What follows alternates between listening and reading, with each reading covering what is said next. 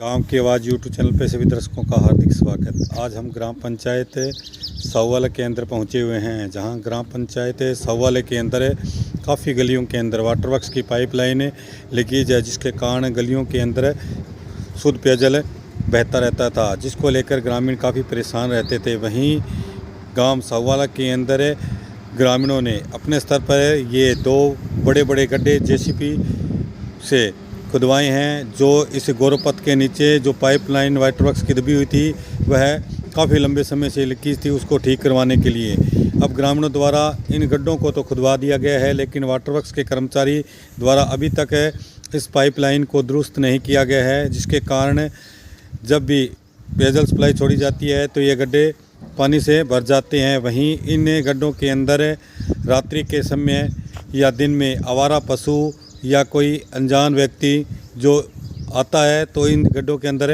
गिर भी सकता है, जिससे बड़ी दुर्घटना भी घट सकती है। इसलिए समय रहते जलदाय विभाग को इस ओर ध्यान देना होगा और संबंधित कर्मचारियों को पाबंद करना होगा और जल्द से जल्द इस लीकेज पाइप को दुरुस्त करवाकर इन गड्ढों को वापस भरवाना होगा, ताकि कोई दुर्घटना न घटे। नंबर 6 के अंदर लीकेज पाइप के कारण ये जो गड्ढे खुदवाए गए हैं, इसको लेकर कुछ वार्ड नंबर 6 के ग्रामीणों से भी इस संबंध में बातचीत करते हैं कि यह वाटर वर्क्स की पाइपलाइन कितने लंबे समय से लीकेज थी और इसको लेकर क्या उन्होंने जलदाय विभाग के उच्च अधिकारियों व वाटर वर्क्स के कर्मचारियों का इसके बारे में बताया था। भाई साहब, आप गाँव सौवाल के निवासी हो? हाँ जी। आपका नाम? जय किशन साहू। तो ये वाटर वर्क्स की पाइपलाइन जो लीकेज थी, इसको लेकर ये जो गड्ढे खुदवाए गए हैं, ये कितने दिनों से खुदवाए हुए हैं? हो गए 2-3 दिन।